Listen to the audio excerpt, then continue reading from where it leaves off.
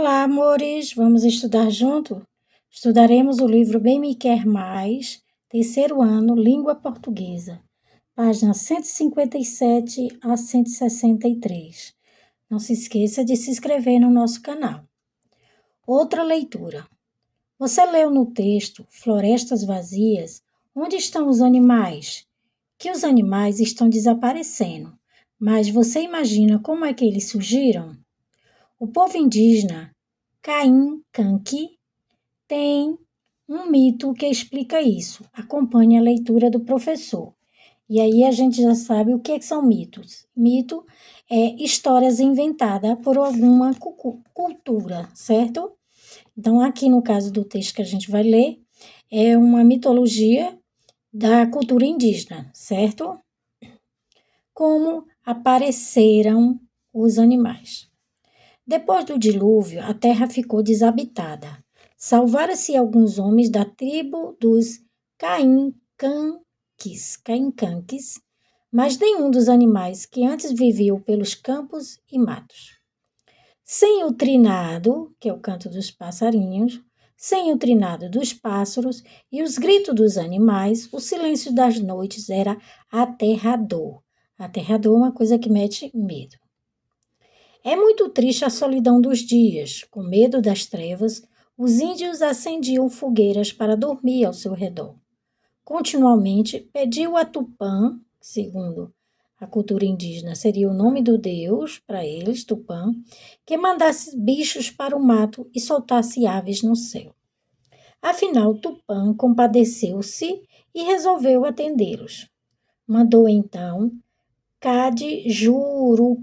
Cadijuruque, herói já morando no céu, que descesse à terra e criasse animais.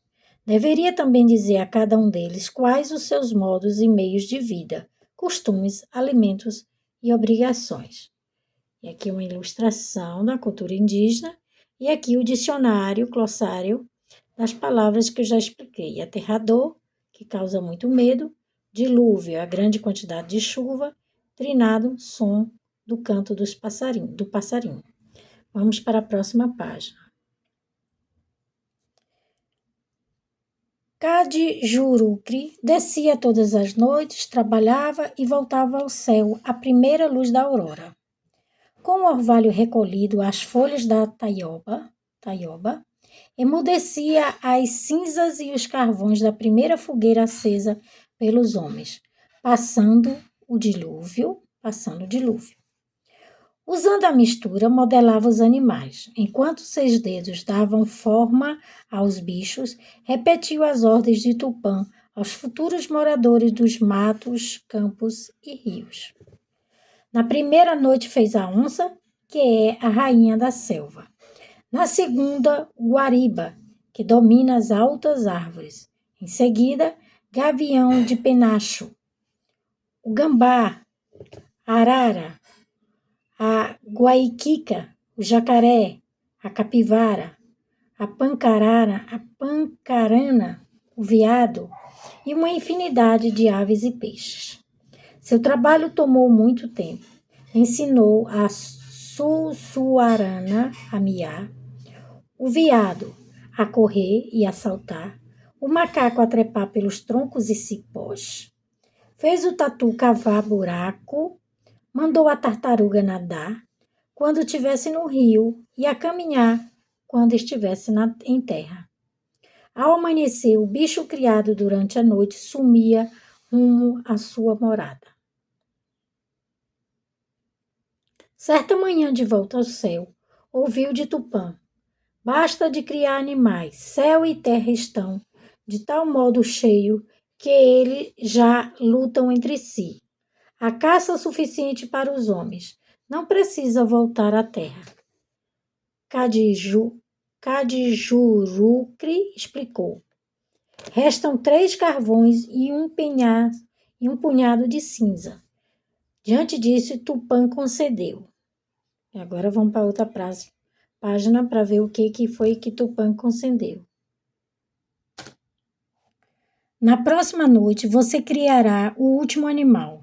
Não deixe sobras de cinza e dos carvões. Depois descansará. A floresta, o campo, as águas e o céu estão cheios de vida. Ao anoitecer, o enviado de Tupã começou a trabalhar com grande vontade. Queria aproveitar todo o material sobrado da primeira fogueira. Fez coisas extravagantes.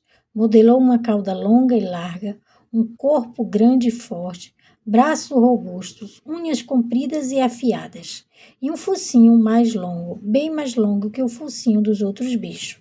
Não poupou nada, nem um cisquinho de carvão, nem uma pitadinha de cinza.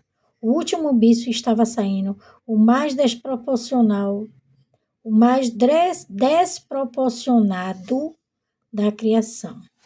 Trabalha e trabalha, põe uma coisa daqui, um pelo dali, uma mancha deste lado, uma cor mais forte do outro, e de repente viu-se surpreendido pelo anunciar do dia. Não havia terminado o trabalho. Faltavam ao estranho animal a língua e os dentes. Clareava, devia voltar ao céu. Cadijurucri, num gesto rápido, colheu uma folha de capim longa, macia e flexível e enfiou na boca do animal. Já não tinha tempo para outra coisa. O sol nascia. De partida, disse ao bicho que acabava de criar: essa é a sua língua, você já pode falar. Corra para o campo, que o dia vem nascendo. Mas o bicho não se moveu como esperado por mais alguma ordem. Vamos ver a continuação. Cadijuruque, subindo para o céu, perguntou: e então, o que espera? A criação está terminada. Não posso fazer mais por você. O animal, erguendo-se sob as patas traseiras e apontando para a boca disforme, gritou: se não possuo dentes como os outros animais, e se tenho uma língua comprida e macia, mas pouco resistente para as comidas duras, o que é que eu vou comer? Quase desaparecendo entre as nuvens e os raios do sol, Cadijuruque aconselhou: pois, se não tem dentes, deve alimentar-se do que não precisa ser mastigado. Formigas. Para apanhá-las, use a língua comprida e ágil. Já com fome, o bicho partiu à procura de formigueiros. Ainda anda pelo mato e pelo campo, com o longo focinho e a cauda em forma de leque, a cata de formigueiro. Quando o encontra, mete por ele a língua e recolhe o seu alimento, formigas. Por isso, os índios chamaram esse animal pelo nome de tamanduá, que para eles quer dizer caçador de formigas. Olha aqui o tamanduá caçando formigas. Aqui. Agora vamos para a interpretação, na próxima página. Na página 161, começamos. Primeiro, os mitos são histórias que pertencem à tradição oral de um povo e procuram explicar a origem de quase tudo que existe. Você gostou desse mito? Por quê? E aí você responde se você gostou desse mito, desse conto da história do nascimento dos animais. Por que você gostou? E aí você diz, tá? Isso aqui é uma questão pessoal, é só você escrever com suas palavras. Segundo, a narrativa descreve uma sequência de fatos. Enumera os fatos na ordem que foram apresentadas. Então, primeira coisa foi, depois do dilúvio, todos os animais desapareceram. Número 2, os índios pediu a Tupã que mandasse bichos para a terra.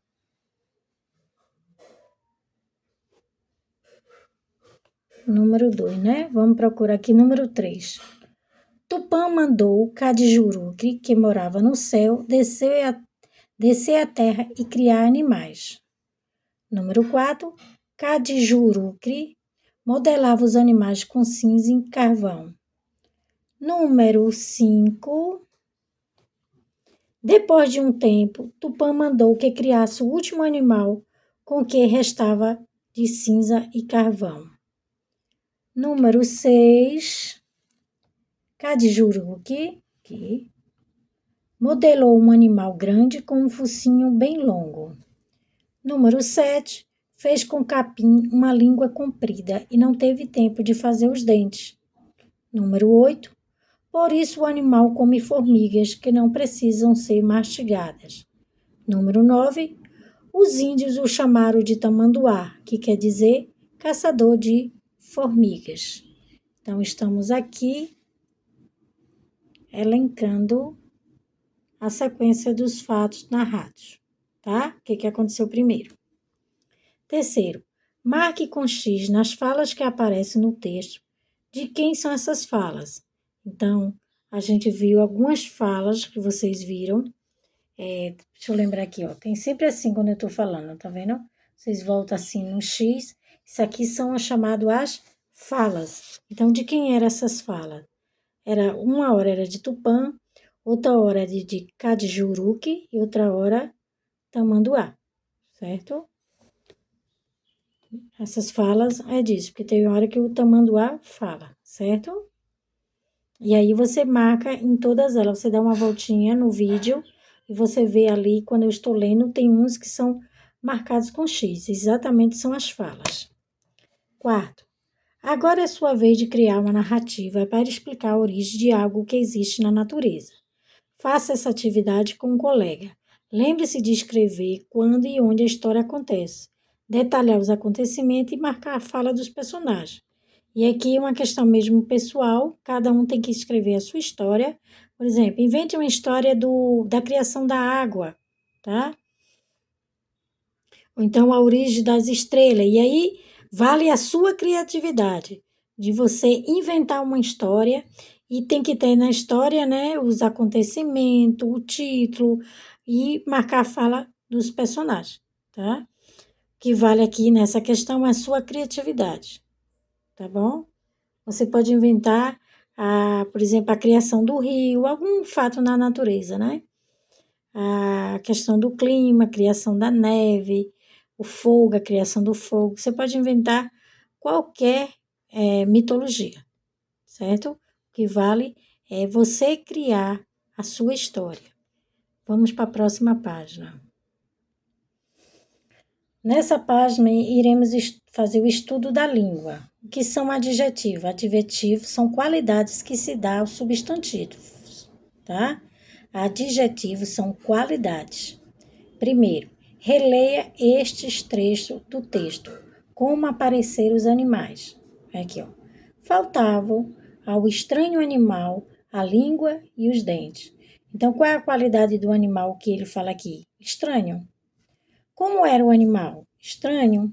Circule na frase acima e escreva. Pronto, circula aqui e escreve.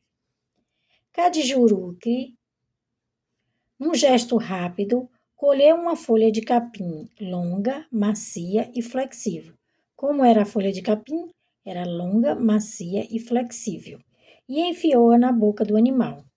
Como era a folha de capim? Você coloca longa, macia e flexível. Circule na frase acima e escreva. Exatamente, os adjetivos são qualidades que se dá a algum substantivo. Então, aqui ele está falando da folha de capim. Como é que a folha de capim era? Longa, macia e flexível. Segundo, releia mais esse trecho. Fez coisas extravagantes, modelou uma cauda longa e larga, um corpo grande e forte, braços robustos, unhas compridas e afiadas, e um focinho mais longo, bem mais longo do que o focinho dos outros bichos. Então, que característica se refere a cada substantivo abaixo? A cauda, o que ele diz sobre a cauda? Cauda longa e larga. O corpo, um corpo grande e forte aqui, grande e forte. Os braços, robustos. As unhas, compridas e afiadas. Focinho, longo. As palavras que atribuem característica ao substantivo são chamadas de adjetivo. Então, quando eu tenho unha, como é que são a unha? Unha é o substantivo. É o nome que dá, que nomeia um ser. Então, as unhas. Como são as unhas? Compridas e macias. Então, isso aqui é uma característica das unhas, uma qualidade dela, certo? É uma característica. Então, adjetivo, ele dá característica ao substantivo, certo? Vamos para a próxima página. Terceiro, lê esse trecho de um conto. João era um moço forte, bonito, inteligente, sutil e misterioso. Ele era perfeito. Bem, quase perfeito. João tinha uma esquisitice. Só pensava por enigmas. Um dia conheceu uma princesa linda, charmosa e brilhante, faceira e divertida. Ela era perfeita, bem, quase perfeita. Ela era muito, muito complicada. Então, Rosinha, adivinha só. Então, nesse pedacinho, nesse trecho desse conto, eles perguntam, letra A, por que só pensar por enigmas é uma esquisitice? Porque isso não é comum nas pessoas em geral, né? Uma pessoa que só pensa por enigma, difícil, né? Se fosse continuar a história, que complicação daria a princesa? Que complicação? Diz que a princesa era muito complicada. Então, você podia dizer que ela gostava de dormir demais, ela não gostava de passear, ou então era uma moça que só gostava de passear. Então, qualquer coisa que tornasse esse ser humano mais complicado. Tudo que a gente faz com muita intensidade e gosta de só fazer aquilo é complicado. O melhor é o equilíbrio. Então, aqui, se fosse continuar a história, que complicação você daria à princesa? Você diria assim, a princesa não gostava de passear, então a princesa só gostava de passear, então a princesa não saía durante o dia, era muito complicado, então a princesa era muito mandona, e aí você faz o que você acha que é complicado. C. Responda. Que características de João são citadas no trecho? Então, estava dizendo lá que João era forte, bonito, inteligente, sutil, misterioso e perfeito, certo? E quais são as características da princesa? Linda, charmosa, brilhante, faceira, divertida, perfeita e complicada, certo? E ele tinha esquisitice também. Esquisitice também é uma característica, certo? No trecho, a palavra esquisitice é um substantivo, tá certo? É um substantivo, porque é o que dá nome a uma ação, a um jeito dele ser, né? Então, um substantivo. Essa palavra é masculino e feminina. Esquisitice, a esquisitice, então, é feminina. Quando a gente usa o artigo feminino, então a palavra é feminina. A gente não diz o esquisitice, a gente diz a esquisitice. Que adjetivo do trecho acima poderiam caracterizar palavras tanto do gênero feminino quanto do masculino? Forte, certo? A forte, o forte. Inteligente, o inteligente, a inteligente. Sutil, o sutil, a sutil. Brilhante, o brilhante, a brilhante. Então, essas palavras podem representar os dois gêneros, masculino e feminino. Pronto, terminamos aqui a página 163. Espero que vocês tenham gostado da aula de hoje, do vídeo de hoje. Não se esqueça de se inscrever no canal. Fiquem com Deus e até a próxima aula.